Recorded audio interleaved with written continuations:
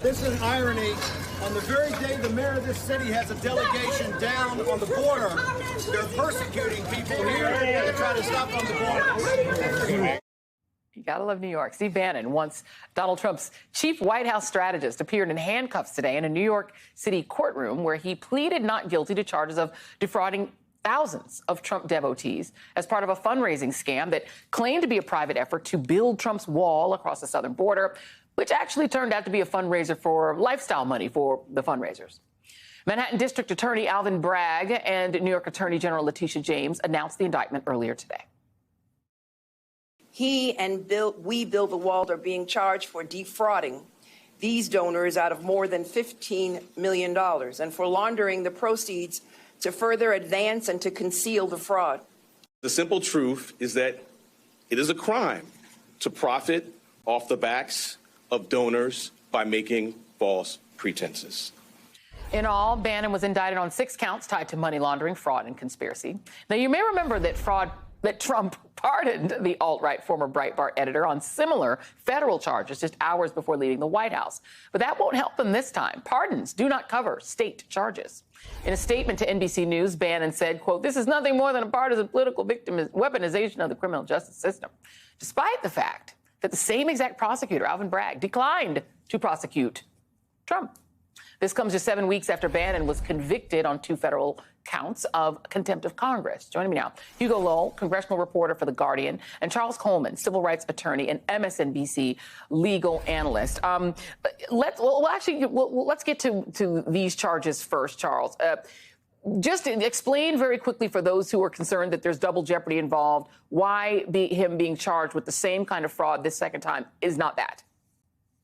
First of all, Joy, the double jeopardy rule would not apply here because he was not convicted. He was not pardoned. In fact, he wasn't fully prosecuted on the federal level for these charges. So there's no single jeopardy initially that exists. Secondly, with respect to, there was a loophole in New York state law, which was recently closed by the state assembly, which would have ended any question around this with respect to double jeopardy and Steve Bannon being charged here. But again, because he was not charged and was not convicted on a federal level, the legal question around double jeopardy is actually far simpler than some people have made it out to be.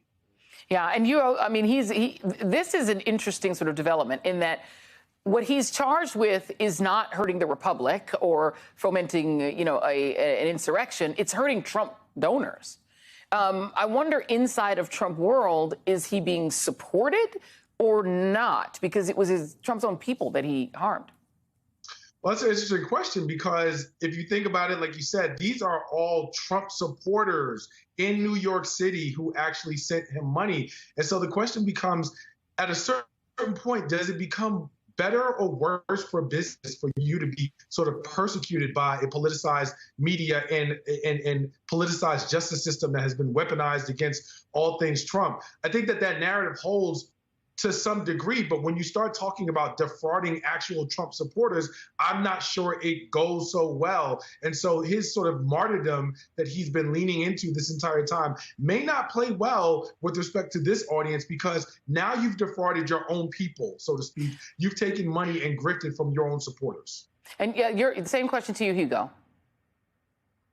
Look, I think Trump world's been very silent on this, which is always telling. If they want to defend someone, they are full-throated with that defense. I think in this case, kind of Bannon's been left to his kind of own devices. He's left with his own attorney here. And I think that's indicative of the fact that Trump world isn't that impressed with what happened. The fact that Bannon decided to use money that was destined to go towards the border wall and then basically enriched himself and then his associates. And I think even by the standards of Trump world, that was maybe a grift too far.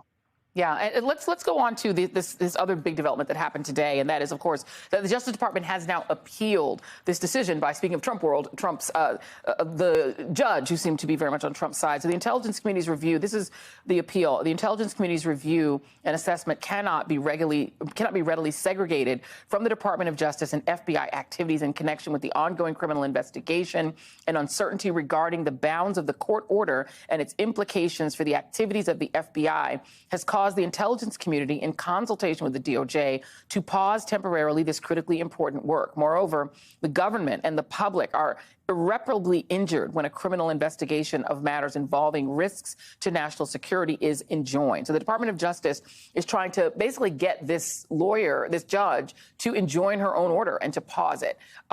Charles, I'll start with you. I mean, it doesn't seem like there's a lot of chances of doing that, but what do you make of the appeal?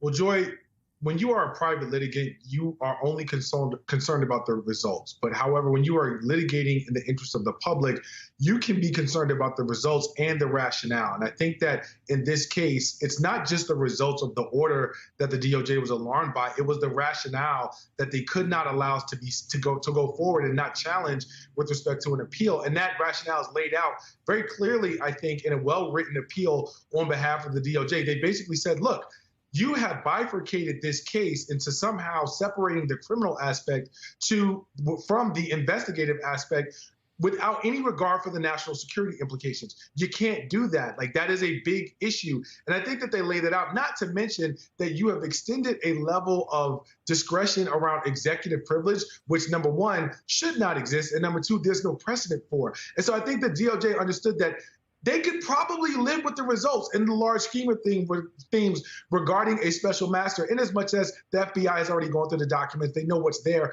But it was the rationale that they had to challenge, because if this were to remain on the books as standing law, as precedent for future endeavors, you never know where this could lead. And so I think it's that was what pushed it over the edge. And I understand why they made the appeal. And I honestly do think that they may have a shot in some respects of getting that injunction.